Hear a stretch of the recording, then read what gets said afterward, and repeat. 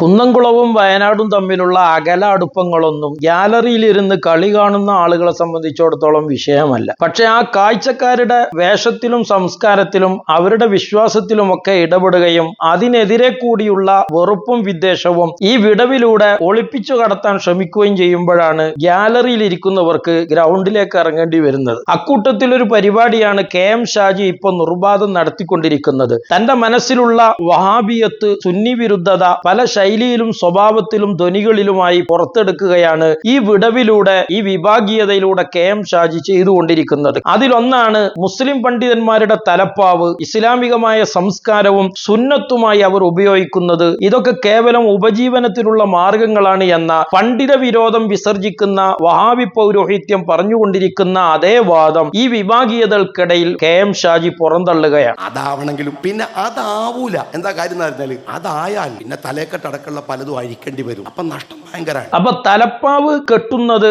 ആ തലമറക്കുന്നത്, അതൊക്കെ കേവലം ദുന്യവിയായ ലാഭനഷ്ടങ്ങളുടെ കൂട്ടിക്കിഴിച്ചിലുകൾക്ക് അടിസ്ഥാനമാക്കിയാണ് എന്ന, ഉപജീവനത്തിന്റെ മാർഗമാണ് എന്ന വഹാബി പൗരോഹിത്യത്തിന്റെ അസഭ്യം തന്നെയാണ് ഒരു മുസ്ലിയാർ തന്നെ വിമർശിച്ചു എന്നതിന്റെ പേരിൽ പണ്ഡിത വേഷങ്ങൾക്കെതിരെ, ഇസ്ലാമിക സംസ്കാരങ്ങൾക്കെതിരെ KM ഷാജി വിളിച്ചു പറഞ്ഞുകൊണ്ടിരിക്കുന്നത്. മാത്രമല്ല, ഏഴാം കൂലി തല്ലുകാരെ പോലെയുള്ള റൗഡീസം പറഞ്ഞ് ഭീഷണിപ്പെടുത്താനും KM ഷാജി മറന്നിട്ടില്ല. അല്ലെങ്കിലും മറ്റു രാഷ്ട്രീയ പാർട്ടികളോട് ഏറ്റുമുട്ടുന്നത് പോലെയോ വിയോജിപ്പ് പ്രകടിപ്പിക്കും പോലെയോ ഒന്നുമുള്ള മനക്കരുത്തോ തന്റെ ഇടമോ പോരാ മുസ്ലിം ലീഗിനെ എതിരിടാൻ. കാരണം തെറ്റിയാൽ അവരുടെ ശൈലിയും സ്വഭാവവും അങ്ങനെയൊക്കെയാണ്. അക്കൂട്ടത്തിൽ KM ഷാജി തന്നെ വിമർശിച്ച പണ്ഡിതന്റെ തലപ്പാവിൽ കയറി പിടിക്കാനാണ് വീണ്ടും ശ്രമിക്കുന്നത്. ഷാജി തീരുമാനിച്ചാൽ ആ തല കെട്ടുണ്ടല്ലോ, അത് മുഖത്തും കൂടെ ഇട്ടിട്ട് നടക്കേണ്ടി വരും മാത്രമാണ് ഞാൻ പറയണത്, ബാക്കി പറയണില്ല. ഇവിടെ തലപ്പാവ് ഒഴിവാക്കി ഷർട്ടഴിച്ച് മുഖത്തിടുക എന്നും അയാൾക്ക് വേണമെങ്കിൽ പറയാം. പക്ഷെ അദ്ദേഹത്തിന്റെ മനസ്സിൽ പതഞ്ഞു പൊങ്ങുന്ന പണ്ഡിത വിരോധമാണ് ഇതിലൂടെ പരോക്ഷമായി അയാൾ പുറത്തെടുത്തുകൊണ്ടിരിക്കുന്നത്. ഇതുപോലെ വഹാബികൾക്കും മൗദൂദികൾക്കും എതിരെ പണ്ഡിതന്മാർ നടത്തുന്ന പണ്ഡിതോചിതമായ ഇസ്ലാമിക പ്രബോധനത്തിന്റെ ഭാഗമായുള്ള വിമർശനങ്ങളെയും ചെറുതാക്കി കാണിക്കാനും കൊച്ചാക്കി കാണിക്കാനും ഷാജി നിരന്തരം ശ്രമിക്കുകയാണ്. അക്കൂട്ടത്തിൽ ഇപ്പോൾ അടുത്ത കാലത്തായി ലീഗുകാർക്ക് കിട്ടിയ സംബന്ധത്തിലെ പുത്രനായ ജമാഅത്തെ ഇസ്ലാമിയെ വിമർശിക്കുന്നതിനെ അദ്ദേഹം കൈകാര്യം ചെയ്യുന്നത് ഈ രീതിയിലാണ്. അതിന് പ്രത്യേക കാരണവുമുണ്ട്. കഴിഞ്ഞ മുതലക്കുളത്തെ EK വിഭാഗം നടത്തിയ ആദർശ സമ്മേളനത്തിൽ പ്രധാന ഭാഗം ജമാഅത്തെ ഇസ്ലാമിക്കെതിരെയായിരുന്നു. അതുകൊണ്ട് തന്നെ അതിനെ കൂടി പരോക്ഷമായി ആക്ഷേപിക്കാൻ തന്റെ നാട്ടിൽ സുന്നി ഖബർസ്ഥാനിൽ മറവിട്ട് കിടക്കുന്ന ഒരു ജമാഅത്തെ ഇസ്ലാമിക്കാരന്റെ കഥയാണ് KM ഷാജി പറഞ്ഞു കൊണ്ടുവരുന്നത്. എന്റെ മഹല്ലത്തിൽ ഒരു കുട്ടിയസ്നാജിയുണ്ട്, ഒരേ ഒരു ജമാഅത്തെ ഇസ്ലാമിക്കാരൻ. നമ്മൾ റേഡിയൻസിനൊക്കെ ബന്ധു, എല്ലാ മക്കളും ജമാഅത്തെ ഇസ്ലാമി, എല്ലാ ഭക്തനും പള്ളിയിലുണ്ടാവും. അതാണ് പുത്തൻവാദികളുടെ ഒരു കാപട്യമെന്ന് എന്തുകൊണ്ട് KM ഷാജിക്ക് തിരിച്ചറിയാൻ കഴിയുന്നില്ല. സുന്നിപ്പള്ളികളൊക്കെ പൂജാരികൾക്കും അമ്പലങ്ങൾക്കും തുല്യമാണെന്ന് തെരുവിൽ പ്രസംഗിക്കുകയും നേരത്തിന് ആ സുന്നി പണ്ഡിതന്മാരുടെ പിറകിൽ നിസ്കരിക്കാൻ വരികയും ചെയ്യുന്നത് പച്ച കാപട്യമല്ലേ KM ഷാജി? അതല്ലേ താങ്കൾ അതിൽ നിന്ന് തിരിച്ചറിയേണ്ടത്? കുട്ടിയസ്തനാജി മറവിട്ട് കിടക്കുന്നത്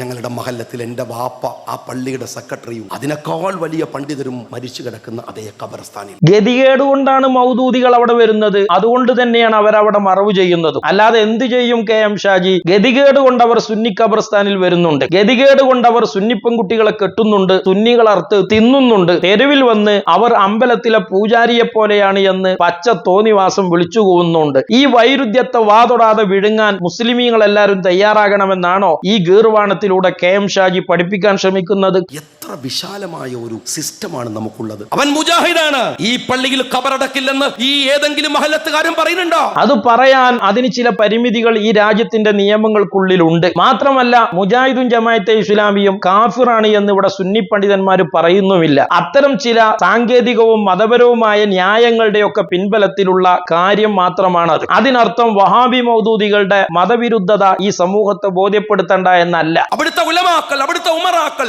നിങ്ങൾ എന്ത് ഭിന്നിപ്പുണ്ടാക്കാനായി ശ്രമിക്കുന്നത്? എന്താണ് ലക്ഷ്യം? ഇതൊക്കെ KM ഷാജി ചോദിക്കേണ്ടത് ആരോടാണ്? സുന്നിപ്പള്ളികളൊക്കെ അമ്പലം പോലെയാണ്, അവിടെയുള്ളവർ പൂജാരിയെ പോലെയാണ് എന്ന് പറയുന്ന ചുഴലിയെ പോലെയുള്ള ആളുകളോടല്ലേ? KM ഷാജിയുടെ ഈ ലഘൂകരണത്തിന് ചുഴലി തന്നെ മറുപടി പറയുന്നുണ്ട്. എങ്കിൽ പിന്നെ ഖാദിയാനികൾക്ക് എന്താ കുഴപ്പമെന്ന്. സലഫികളെ പള്ളിയിലും അങ്ങനെ തന്നെ. അത് കഴിഞ്ഞിട്ട് പിന്നെ അല്ലാഹു അക്ബർ ലാ ഇലാഹ ഇല്ലല്ലാഹ്, വിഷയമില്ലല്ലോ. അങ്ങനെ വല്ല വ്യത്യാസമുണ്ടോ? ഇവിടെ ഏതോ ഒരു നുഴഞ്ഞുകയറ്റ സലഫി പറയുന്ന ആയിട്ട് കേട്ടു.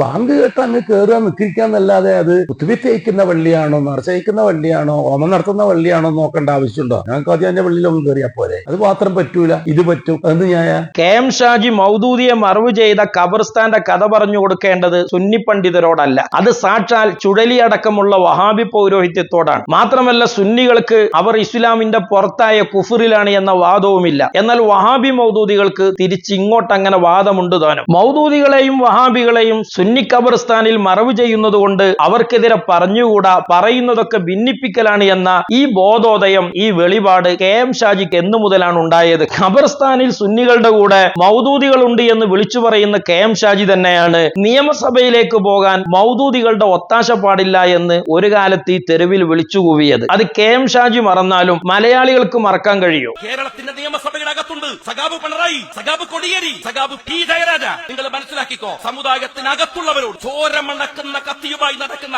NDF-നോട്, ജമാഅത്തെ ഇസ്ലാമിയോട് എന്നു മുതലാണ് ജമാഅത്തെ ഇസ്ലാമിയുടെ കയ്യിലുള്ള കത്തിയിൽ നിന്ന് ഈ ചോര കഴുകിക്കളഞ്ഞത്? എന്നു മുതലാണ് അവരുടെ കയ്യിലുള്ള കത്തിയിൽ ഈ ചോരക്കറയുണ്ടായത്? മുസ്ലിം ലീഗിന് അനുകൂലമാണെങ്കിൽ അത് പച്ചവെള്ളമാവുകയും മുസ്ലിം ലീഗിനെതിരാണെങ്കിൽ അതൊക്കെ ചോരയാവുകയും ചെയ്യുന്ന ഈ വിരോധാഭാസമൊന്നും വിഴുങ്ങാൻ ഇനി മലയാളികളെ കിട്ടൂല എന്ന് സാമാന്യം ബോധമെങ്കിലും KM ഷാജിക്ക് ഉണ്ടാവുന്നത് നല്ലതല്ലേ? PDP-യോട് പൊരുതിയിട്ടാണ് രാജ്യത്തിലെ ഒരു വൃത്തികെട്ടവന്റെയും ഒരു രാജ്യദ്രോഹിയുടെയും ഒരു ഭീകരവാദിയുടെയും ഒരുത്തന്റെയും വോട്ടിന്റെ പിൻബലമില്ലാതെയാണ് 20 ആൺകുട്ടികൾ കേരള നിയമസഭ. എന്താ KM ഷാജി സ്വന്തം പിതാവൊക്കെ കൈകാര്യം ചെയ്ത മഹലിന്റെ ഖബർസ്ഥാനിൽ അടക്കം ചെയ്യപ്പെട്ട ഇത്തരം മൗദൂദികൾ ജീവിച്ചിരിക്കുന്ന കാലത്ത് അവരുടെ വോട്ടൊന്നു വാങ്ങി നിയമസഭയിൽ പോയാൽ എന്താണ് പ്രശ്നം? ആ പ്രശ്നമാണ് എന്ന മതവിധിയൊക്കെ ഇപ്പോൾ മാച്ചു കളഞ്ഞ് ഇപ്പോൾ കിട്ടാവുന്നതൊക്കെ ലാഭമാണ് എന്നതിലേക്ക് താങ്കൾ എത്തിയിട്ടുമില്ലേ? ഇനിയുമുണ്ട് എത്രയോ ജമാഅത്തെ ഇസ്ലാമിയെ കുറിച്ച് KM ഷാജിയുടെ ഗീർവാണങ്ങൾ. IS-ന്റെ ആശയമാണ് ജമാഅത്തെ ഇസ്ലാമി പേറുന്നത് എന്ന് തെരുവിൽ ജമാഅത്തെ ഇസ്ലാമിക്കെതിരെ KM ഷാജി ഒച്ച വെച്ചപ്പോഴും ഇതേ സുന്നി ഖബർസ്ഥാനുകളിലാണ് മൗദൂദികൾ മറവയ്യപ്പെടുന്നത് എന്ന ബോധം KM ഷാജിക്ക് ഇല്ലായിരുന്നു. ഞാൻ ചോദിക്കട്ടെ,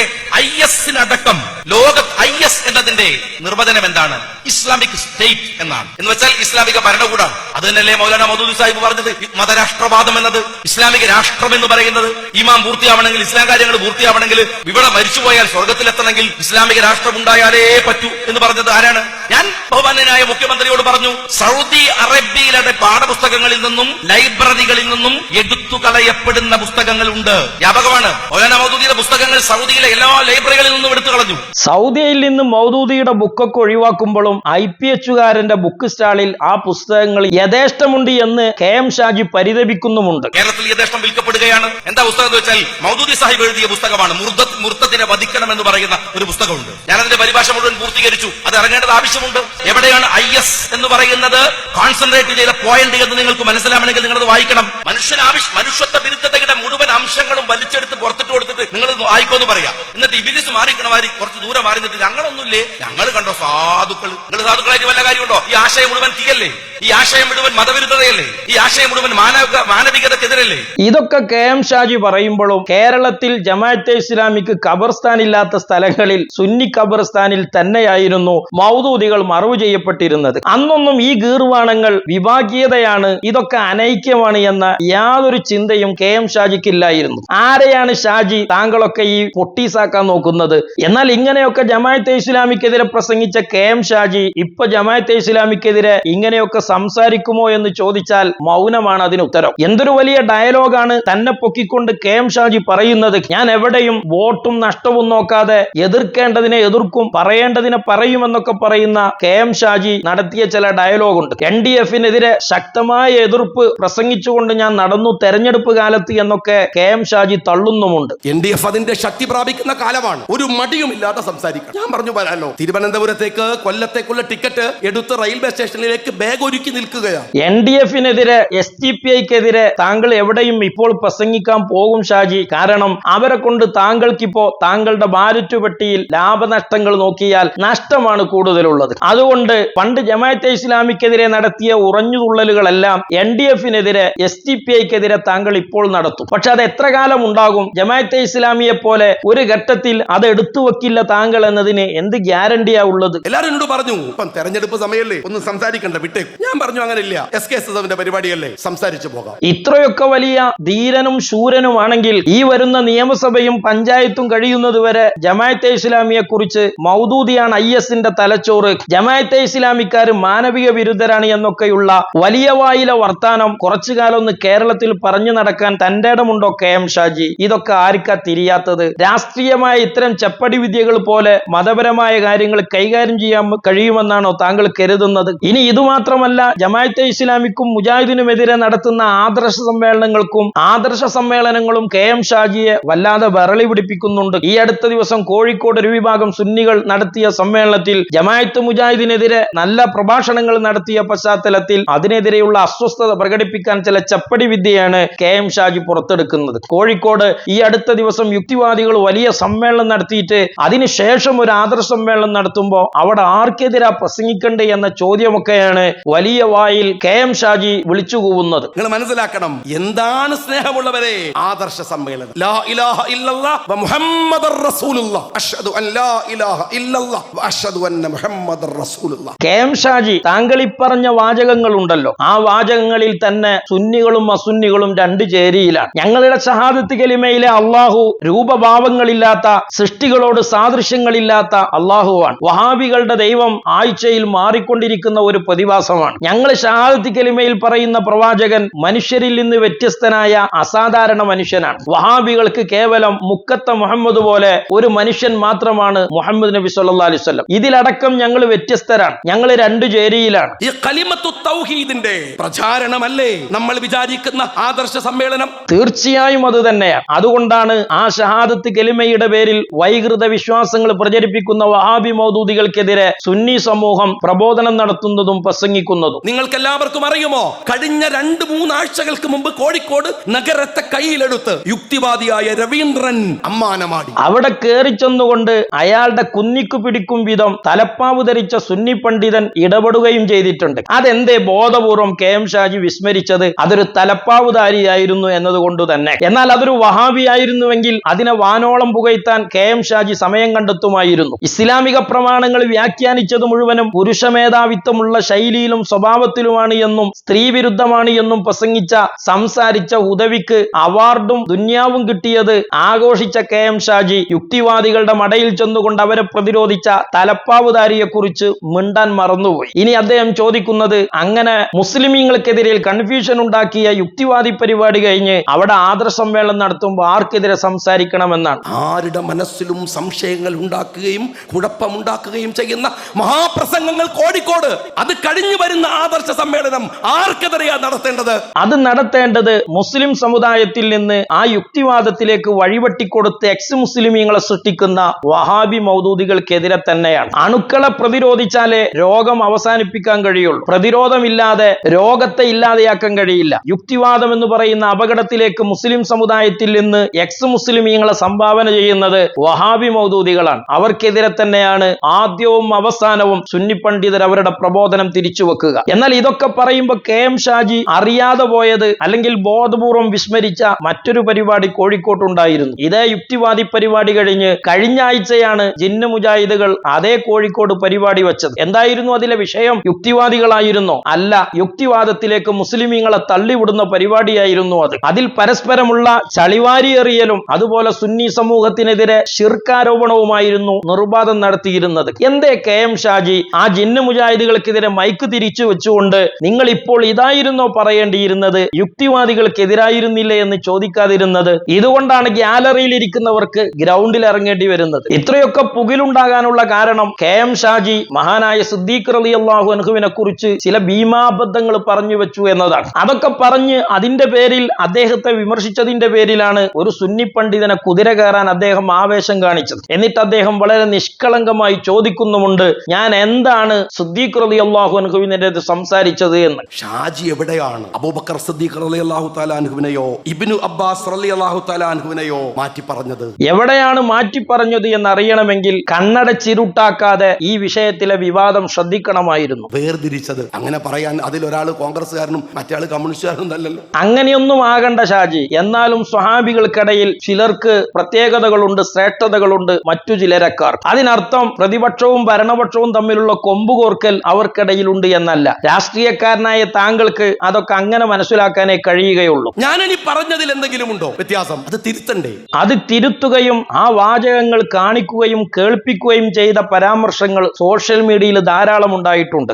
നേതൃപരമായ ഗുണമഹിമ. എന്റെ സഹോദരന്മാരെ, പ്രവാചകൻ സല്ലല്ലാഹു അലൈഹി വസല്ലം തങ്ങൾ, പ്രവാചകന് ശേഷം പ്രവാചകന്റെ ശിഷ്യഗണത്തിലെ മഹാപണ്ഡിതൻ ഇബ്നു അബ്ബാസ് റളിയല്ലാഹു അൻഹു. ആ ഇബ്നു അബ്ബാസ് റളിയല്ലാഹു അൻഹു ജീവിച്ചിരിക്കുമ്പോഴാണ് അബൂബക്കർ സിദ്ദീഖ് റളിയല്ലാഹു തആല അൻഹു സമുദായത്തിന്റെ, രാജ്യത്തിന്റെ നേതൃത്വം ഏറ്റെടുത്ത ആദ്യത്തെ ഖലീഫയാകുന്നു. നിലവിലുള്ള കാളി വിവാദവുമായി ബന്ധപ്പെട്ടുകൊണ്ട് കാളിയാവേണ്ടത് വിവരമുള്ളവരാണ് എന്ന പശ്ചാത്തലത്തിൽ നിന്നുകൊണ്ട് ഇബ്നു അബ്ബാസ് റളിയല്ലാഹു അൻഹുവിനെ പോലെയുള്ള വിവരമുള്ളവർ അവരെ ഉണ്ടായിരിക്കെ സിദ്ദീഖ് റളിയല്ലാഹു അൻഹുവിന് നേതൃസ്ഥാനം കൊടുത്തു എന്ന് പറഞ്ഞതിന്റെ ആകത്തുക എന്താണ്? ഇബ്നു അബ്ബാസ് റളിയല്ലാഹു അൻഹുവിനെക്കാളും വിവരം കുറവായിട്ടും നേതൃപാടവം നോക്കിയിട്ടാണ് ലീഡർഷിപ്പ് കൊടുത്തത്, നേതൃത്വം കൊടുത്തത് എന്നല്ലേ താങ്കൾ പറയാൻ ശ്രമിച്ചത്? നേതൃപരമായ ഗുണമഹിമ. ഇവിടെയാണ് സുന്നി പണ്ഡിതന്മാർ തിരുത്തി തന്നത്. മഹാനായ സിദ്ദീഖ് റളിയല്ലാഹു തആല അൻഹുവിന് നേതൃത്വപരമായ കഴിവുമുണ്ടായിരുന്നു, വൈജ്ഞാനികമായ മികവുമുണ്ടായിരുന്നു. മറ്റു സ്വഹാബികളെക്കാൾ എല്ലാ അളവിലും അർത്ഥത്തിലുമുള്ള ശേഷിയും കഴിവും പോരിശയും സിദ്ദീഖ് റളിയല്ലാഹു അൻഹുവിന് ഉള്ളത് കൊണ്ടാണ് ആ നേതൃപദവി മഹാനായ സിദ്ദീഖ് റളിയല്ലാഹു അൻഹുവിൽ ഏൽപ്പിക്കപ്പെട്ടത്. അല്ലാതെ അറിവ് ഇബ്നു അബ്ബാസ് തങ്ങളിലും ലീഡർഷിപ്പ് ക്വാളിറ്റി സിദ്ദീഖ് റളിയല്ലാഹു അൻഹുവിലും ഉള്ളത് കൊണ്ടല്ല. ആ കമ്പാരിസമാണ് മുസ്ലിം പണ്ഡിതന്മാർ ചൂണ്ടിക്കാണിച്ചത്. അങ്ങനെ ഏത് വിവരമില്ലാത്ത ആളുകൾക്കും മതപരമായ നേതൃത്വം കൊടുക്കാമെന്നാണ് താങ്കൾ വാദിച്ചത്. അതിന്റെ തെറ്റാണ് പണ്ഡിതന്മാർ ചൂണ്ടിക്കാണിച്ചത്. അതിനാണ് പണ്ഡിതന്മാരുടെ തലപ്പാവിലും അടുക്കളയിലും കേറിക്കളിക്കാൻ താങ്കൾ തീരുമാനിച്ചത്. അറിവില്ലാത്ത കാര്യങ്ങളിൽ അറിവില്ലാത്തവർ അഭിപ്രായ പ്രകടനം നടത്തരുത് എന്നാണ് പണ്ഡിതന്മാർ താങ്കളെ പഠിപ്പിക്കാൻ ശ്രമിച്ചത്. അതിനും താങ്കൾക്ക് ന്യായങ്ങളുണ്ട്. ഇസ്ലാമിക പ്രബോധനം എല്ലാവരുടെയും ബാധ്യതയാണ് എന്ന് പറഞ്ഞ് ആടിനെ പട്ടിയാക്കാനാണ് നിങ്ങൾ ശ്രമിച്ചത്. ഞാൻ ഒരു കാര്യം ചോദിക്കട്ടെ, ദീനിന്റെ പേരിൽ അഭിപ്രായം പറയാൻ നിനക്ക് എന്താണ് അർഹത എന്നാണ്? ദീനിന്റെ പേരിൽ അറിവില്ലാത്ത വിഷയത്തിൽ അഭിപ്രായം പറയാൻ എന്താണ് അർഹത എന്ന് ആരെങ്കിലും ചോദിച്ചിട്ടുണ്ടെങ്കിൽ അത് 100% ശരിയാണ്. അറിയുന്നതിൽ അഭിപ്രായം പറയണം. ഇത്രയും വലിയ അപകടം പിടിച്ച വാദങ്ങൾ പറയാൻ പാടില്ല. ഇനി ആർക്കും ഇസ്ലാമിന്റെ പേരിൽ എന്തും വിളിച്ചു പറയാം, മുസ്ലിം ആയാൽ മതി എന്ന് മാത്രമാണ് താങ്കളുടെ വാദമെങ്കിൽ KT ജലീലിന്റെ സർവമത സത്യവാദത്തെയും താങ്കൾക്ക് അംഗീകരിക്കേണ്ടി വരില്ലേ? ഇനി ഇദ്ദേഹം വിവരമുള്ളവർ ഇസ്ലാം കൈകാര്യം ചെയ്യണമെന്ന് പറയുന്നതിനെ പൗരോഹിത്യമായി ജൽപ്പിക്കാനും ശ്രമിക്കുന്നുണ്ട്. അതും വഹാബി പുരോഹിതന്മാരുടെ മറ്റൊരു കുതന്ത്രമാണ്. വിവരമുള്ള ആലിമീങ്ങൾ പറയുന്നത് മതപരമായി നിങ്ങൾ ഫോളോ ചെയ്യണമെന്ന ഉലമാക്കളുടെ ഉപദേശത്തെ വഹാബി പൗരോഹിത്യമായി വിശദീകരിച്ച് മുസ്ലിം സമുദായത്തിൽ അസ്പൃശ്യത ഉണ്ടാക്കാൻ ശ്രമിക്കാറുണ്ട്. അതേ സ്വരവും ശൈലിയും KM ഷാജി കടമെടുക്കുകയാണ്. റഹ്ബാനിയത്ത് നബ്തദഉ എന്ന് പറയുന്നുണ്ട് ഖുർആൻ. എന്താ പറയുന്നത് അറിയങ്ങള്? എന്താണ് KM ഷാജിയ പറയുന്നത്? എന്താണ് പൗരോഹിത്യം? ആ പൗരോഹിത്യത്തിന്റെ ഒരു ഇരയാണ് താങ്കൾ. ബാലുശ്ശേരി മൗലവി ഇന്നലെ നബി സല്ലല്ലാഹു അലൈഹി വസല്ലം തങ്ങളുടെ തിരുശേഷിപ്പുകൾക്ക് ബറക്കത്തില്ലെന്ന് പറഞ്ഞു. കൊല്ലങ്ങൾ കഴിഞ്ഞ് പിന്നെ ബറക്കത്തുണ്ടെന്ന് പറഞ്ഞു. ഇത് രണ്ടും വിഴുങ്ങുന്നതിനെയാണ് പൗരോഹിത്യം എന്ന് പറയാം. അള്ളാഹുവിന് അവയവങ്ങളില്ല എന്നൊരു കാലത്ത് പറഞ്ഞവർ കുറച്ചു കാലം കഴിഞ്ഞ് അവയവങ്ങൾ ഉണ്ടെന്ന് പറയുക. ഇങ്ങനെ പുരോഹിതന്മാർ അടിക്കടി മാറ്റിയും തിരിച്ചും പറയുന്നത് അപ്പാടെ വിഴുങ്ങുന്നതിനെയാണ് പൗരോഹിത്യം എന്ന് പറയാം. ആ പൗരോഹിത്യത്തിന്റെ ഒരു ഇരയാണ് ബാലുശ്ശേരിയെ ന്യായീകരിച്ച താങ്കളും.